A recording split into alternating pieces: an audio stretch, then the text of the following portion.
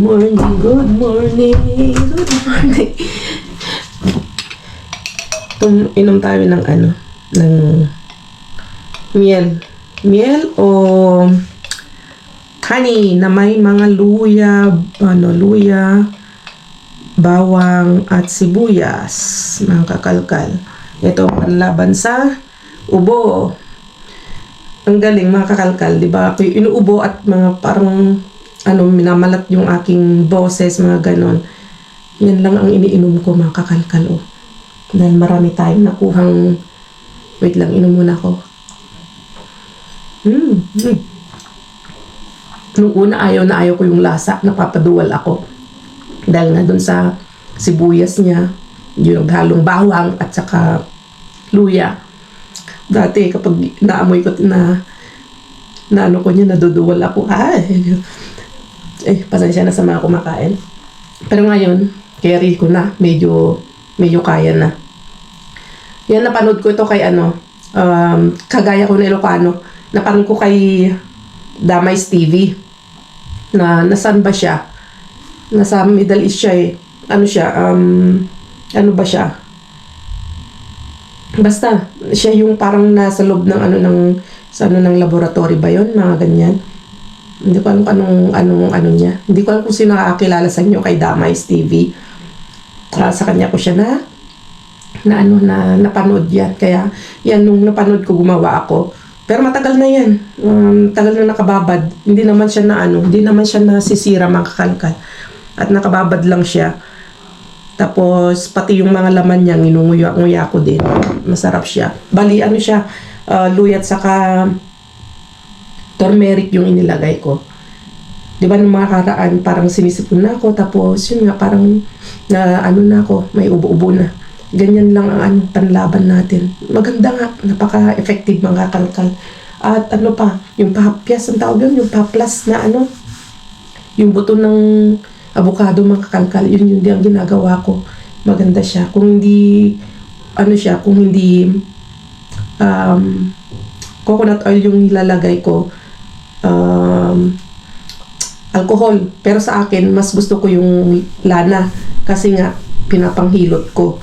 Mas mas okay sa akin. Kasi yung mga iba, ang ginagamit atay alcohol. Yan, parang ini-spray lang sa kanilang katawan. So, yun lang mga kalkal. Gusto ko lang bumati sa inyo ng madaling araw na magandang araw sa inyo. At na naman, walang tigil talaga ang ulan dito. Ay talagang ulan ng ulan, tulad dyan sa Pilipinas, ulan ng ulan. So mamaya pag kita-kits na naman tayo sa kalkalan. Tingnan nyo, may ubo-ubo pa rin ako, pero hindi na tulad ng dati na medyo masakit na yung lalamunan ko. May nag-comment nga pala, hindi ko alam kung makikita ko dyan, kay ma'am. Pa-shoutout sa inyo kasi yung nag-comment siya na ganun na yung sabi niya na ipa-opera ko daw yung yung ganito ko sabi niya basta ilagay ko na lang dito kasi nga namamaos ang pangit daw o may sinabi siya doon. Alam nyo kasi yung kapag may thyroid ka minsan, kung hindi ka man hypo o hyper, minsan naapektuhan yung ng boses. Hindi ko alam kung sa mga iba, pero sa akin kasi talagang medyo namamaos yung aking boses, lalo na kapag bagong gising or kahit hindi ako bagong gising, ganito yung boses ko, parang siya namamaos siya. Siguro apekto ng ating ng thyroid ko, makakalkal. Wala nang magagawa doon kasi nga dahil may thyroid tayo, siya naapektuhan pati yung garargal ng boses. At yun nga, minsan talaga yung lagi kang may nararamdaman dito na laging may alam nyo na, ayaw ko nang banggitin, kaya minsan yun yung medyo sa lalamunan. At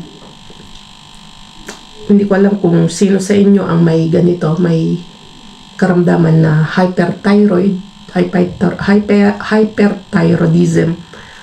Sa akin nga dati parang lumalaki ito yung ganito ko, pero ngayon Hindi ko alam, medyo halata siya, pero namamanage naman na ano, kasi nakokontrol ng ano, laging ano ng doktor, lagi may check up ako.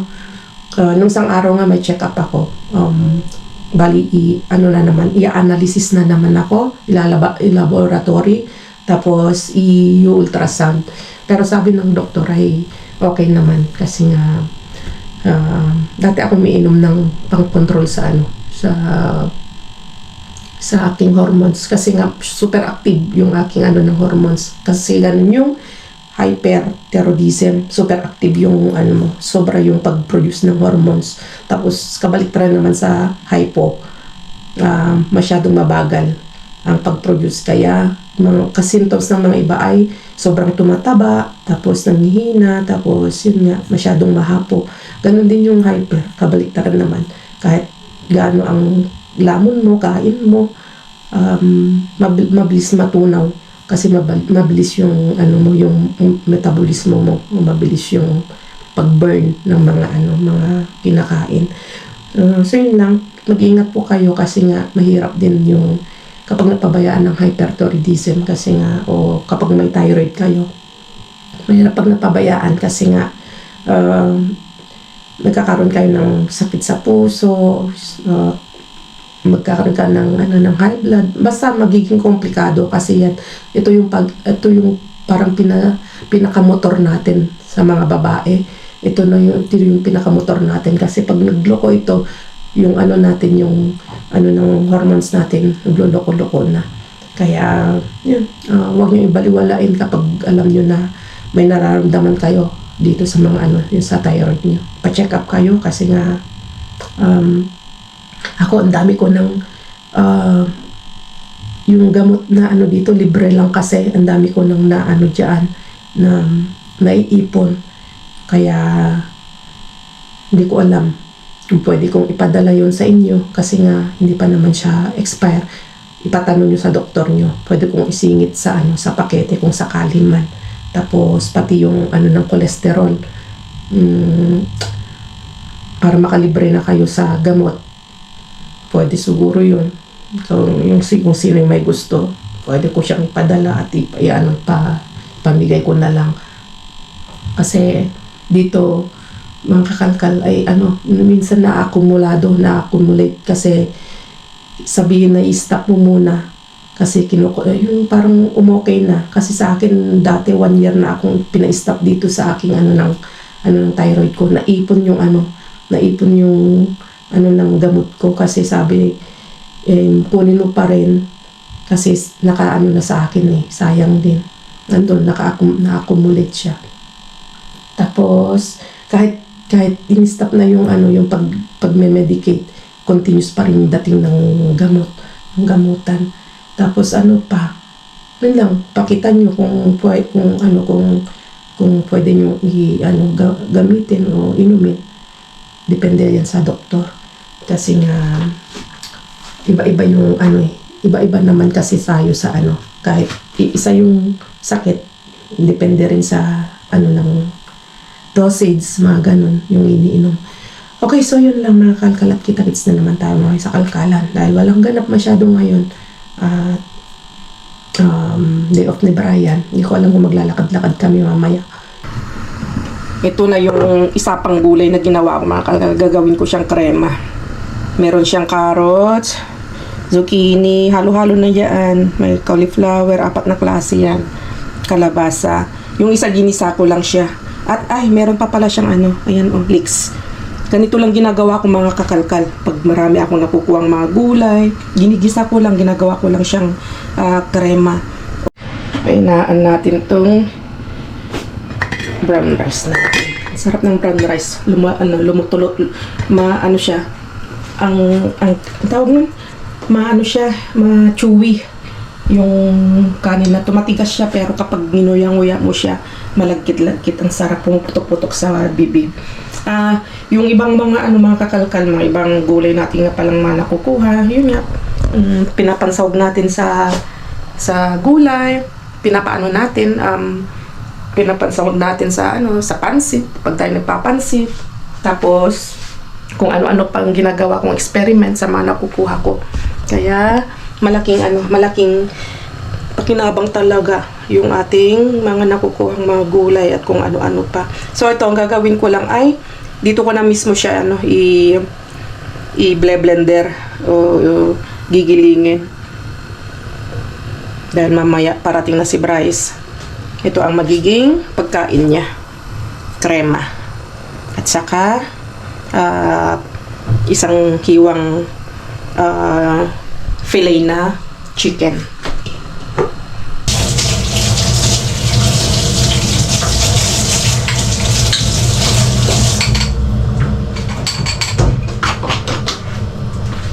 Walang hindi napapakinabangan mga nakukuha natin sa basura, mga kakalkal.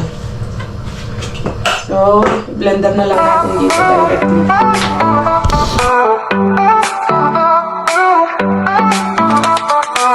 Andito na tayo sa kusina ni Jess. Puno ng kwento, puro saya at zest.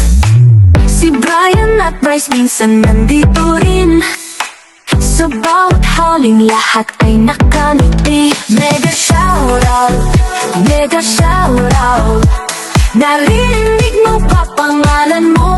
Shoutout, mega shoutout, mega shoutout. Okay, andyan na, baby. Nilalabas na si Mr. Bean.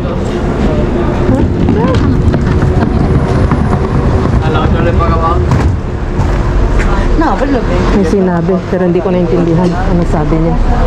Mukhang wala daw tinapon sa andito daw, susunod. Mabigat. Wala sa una, pero nasa pangalawa daw. Mabigat yung pangalawa. Tinulungan. Gracias. Let's go.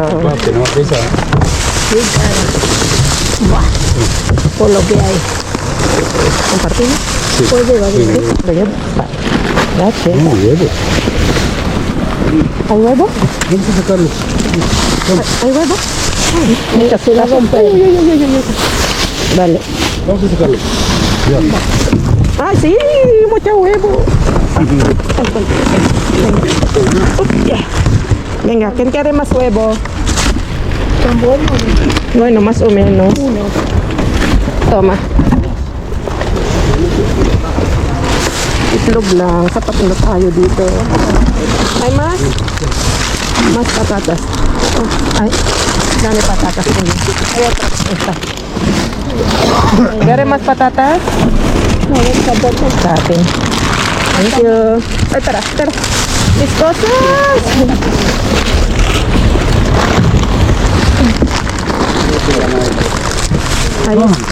Ay, cebolla. Toma, ¿no quieres? Ay, no, están mal. Están malas. Sí, están malas. Pangit na, mga sira. Ay, mira. Patatas. No, están malas. Ponen natin yung ating. Ay, perdón. ¿Y aquí qué tal por aquí? Lleno de basura. Esto es basura. ¿Lleno de basura, dice?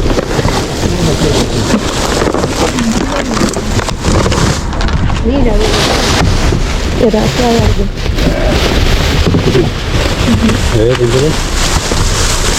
¿Dónde? Mira, basura. No. Lima. Nada. ¿Y esto qué? Anong meron dito? Ay, sayang to. ¿Esto qué es? Esto es, parece... Lo que sacamos antes. Mira.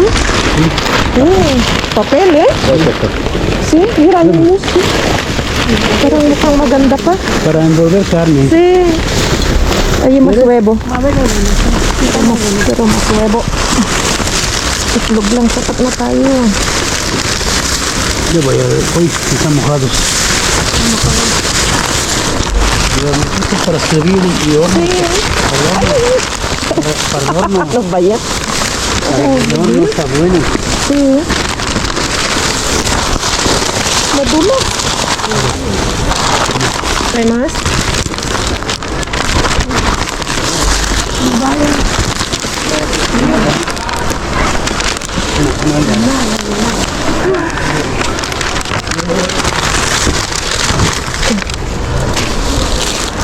Maganda to.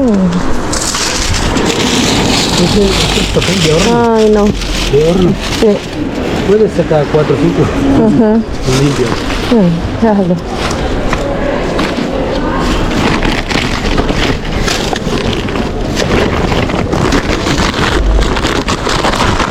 Están llevando por ahí.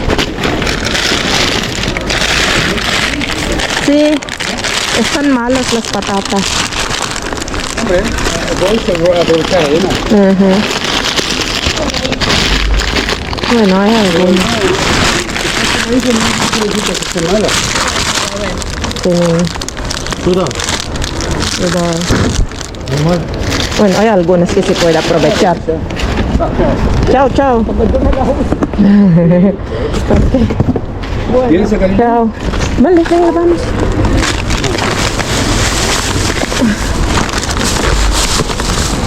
Uy, ba. Isipin ko lang to.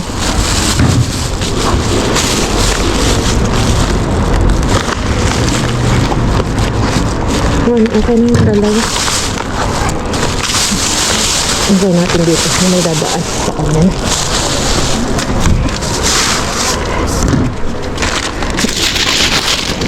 Gracias, kuya. Ay, mira, gusto. Ay, timing. Let's go. Sundan na natin. Justita. Hola, gracias.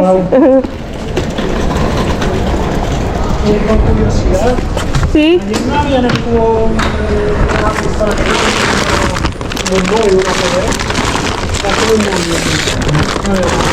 Ya te habría avisado. Es que no sabes esa cuestión, ya es que hasta... Me creo hasta verlo En el otro teléfono pasó lo mismo, se le cayó a alguien en el móvil y te avisamos. la otra tiene. Ah, nawala daw yung cellphone niya. Te avisamos. Vale, gracias. Lo tiramos ahí directamente.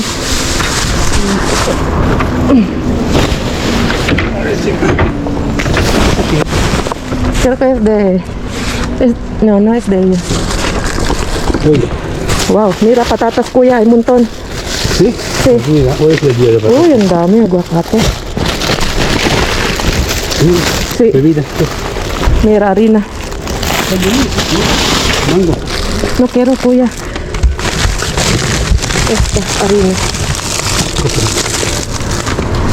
Sí, patatas, lo voy directamente ahí, kuya. Sí, están abiertas, pero no sé dónde están. Las que están abiertas, mira qué Okay, bueno. haha. Grande. Ako daw kukuha yung patatas. Ang binibigay sa akin. Sabihin nyo na naman na kinuha ko lahat. Ayaw niya. Bigay na sa akin. Ayun, chorizo kuya. Ano ito? Ito maparati, sabi niya. Kayo na lahat, Sí, sabi niya. extra chorizo. Thank you, kuya. Sabi niya, kayo na lahat. Sí, bien, kuya. Ya sabes.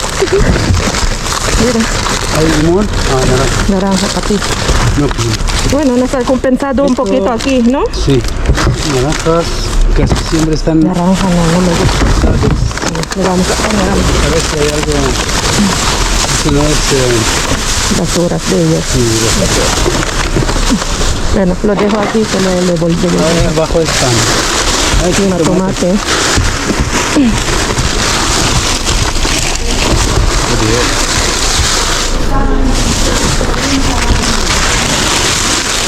Bueno.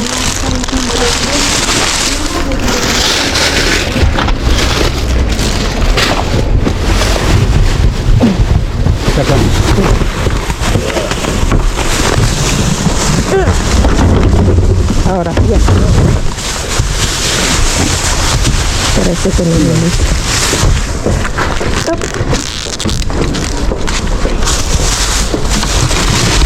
Ah, más aguacate, kuya, parece que esto más. Luego, Malos. luego lo voy mirando. Pimienta verde. ¿Dónde? Huele bien. Ah, Esta. este es banana. No, Ah, mira. la verde italiana sí. Sí, ah, el verde sí, sí está bueno ese. ¿Dónde está? Y era pepino. Aquí estamos. Ah, Bueno, está bien. ¿qué más?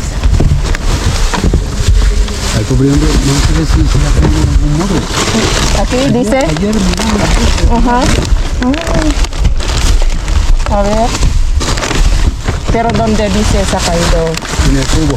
¿Así ha A lo dicho? mejor, dice, a lo mejor. A lo mejor. No hemos visto Y ahí abajo de todo.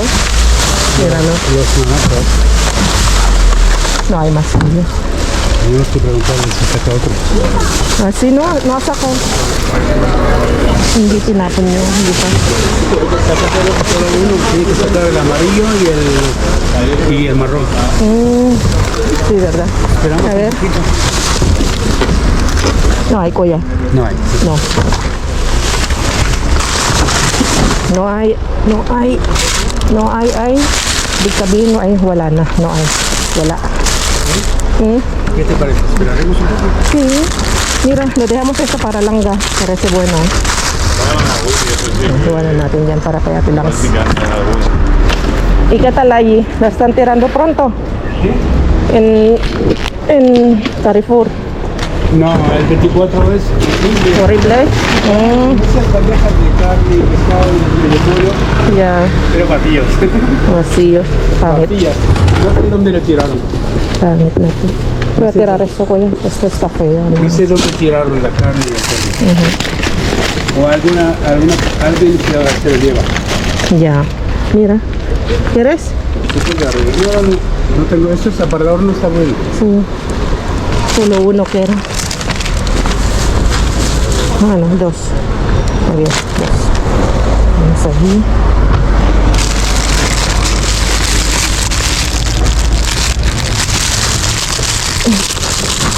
Wala na. Itong mga aguacate. Parece que No está bueno ninguno. pangit na aguacate. Abre, pre, kuya. Ito, operando. Ano natin piliin dito.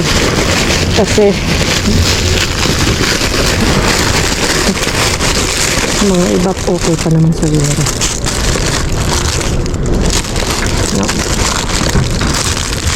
Ay, sí. Mira, está bueno, ¿no, kuya?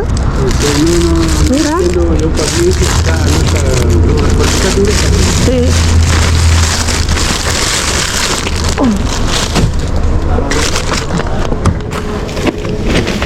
¿Te vas entonces ahí? Sí, a 24. 94.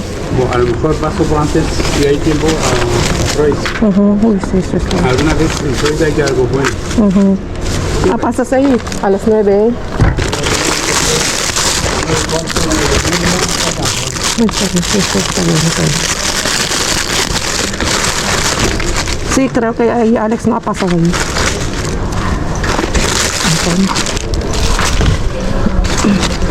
Mahal ng ano. Gold ang ano dito. Ang avocado. Diyan nahuhulog lang. Este sí tiene buena pinta. ¿Tiene la fecha? La fecha? Este es el campo, ¿no? Sí. Fecha marzo. Ostras, qué bueno, ¿no? Sí, marzo.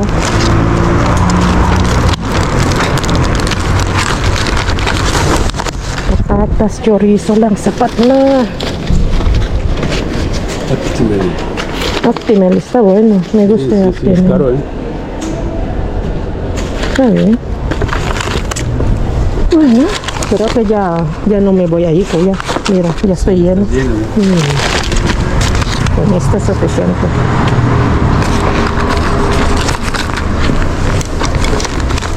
Kita-kits sa bahay. Kita-kits sa bahay.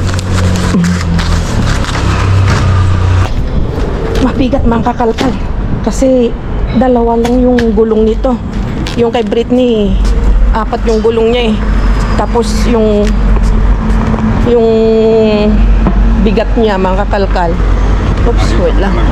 Yung bigat niya, kailangan mong alalayan dito. Oh. Tulad ngayon, ang bigat ng laman niya. Patatas.